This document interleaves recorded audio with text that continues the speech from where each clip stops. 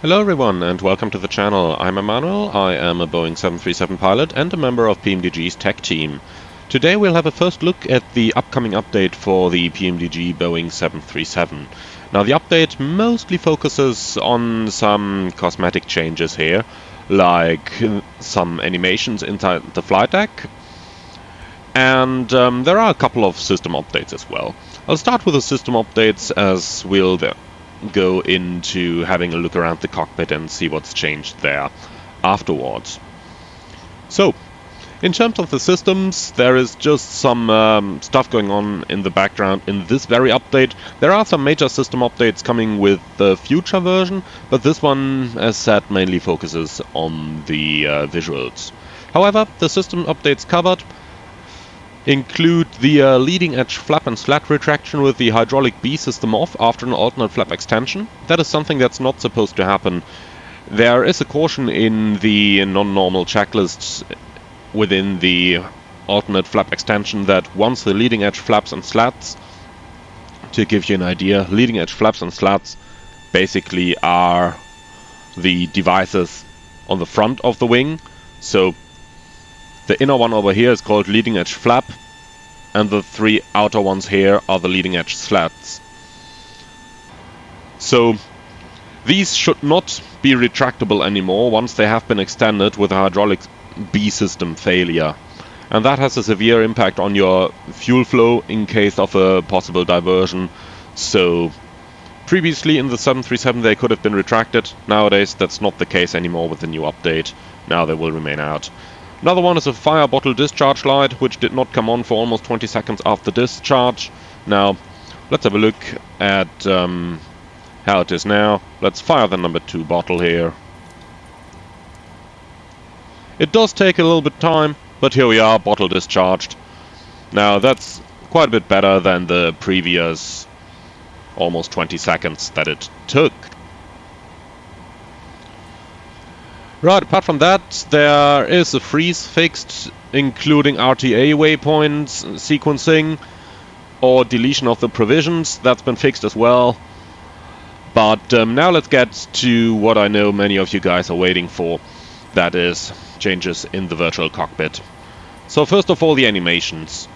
Let's have a look at the animations now. I know that many of you complained about them being low FPS or something like that. And that's now been corrected. Let's move the control column. You can see it's totally smooth now.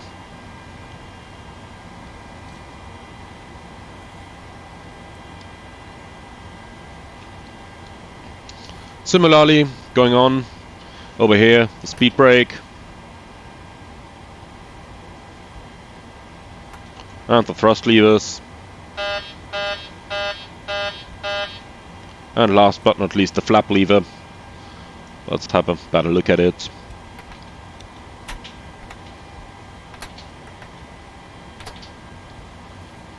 Now there might still be a little update done to the flap lever, I don't know about that yet.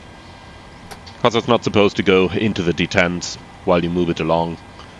Well, a pilot could of course choose to do so, but that's an example of what us tech advisors do.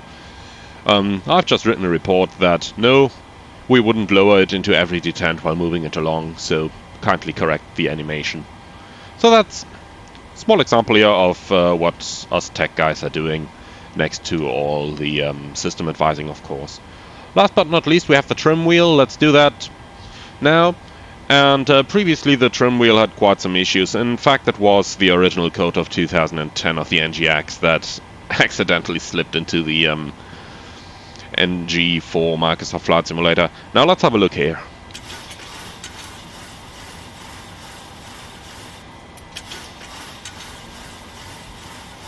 And of course, when you extend the flaps, it moves faster, so let's do that as well.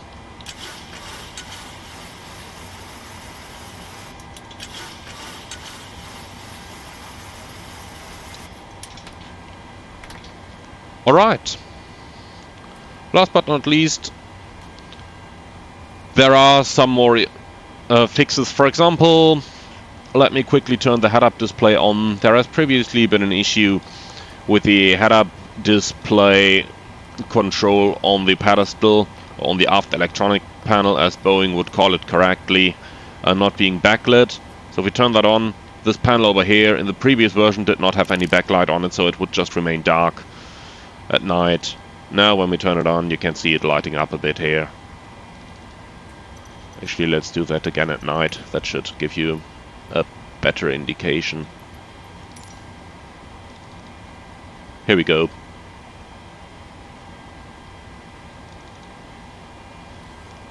Alright.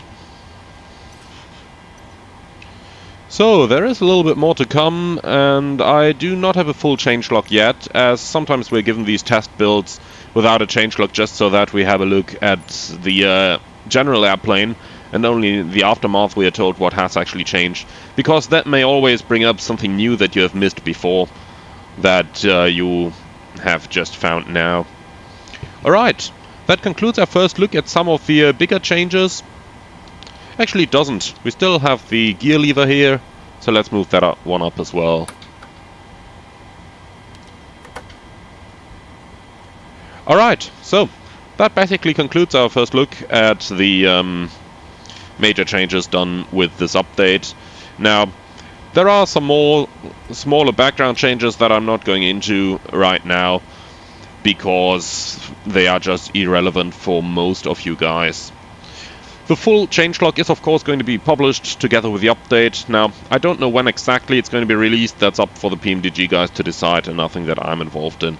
But nonetheless, I hope you enjoyed this one. If you did, leave a like, leave a comment, consider subscribing to the channel, and I'm looking forward to see you all on the next one.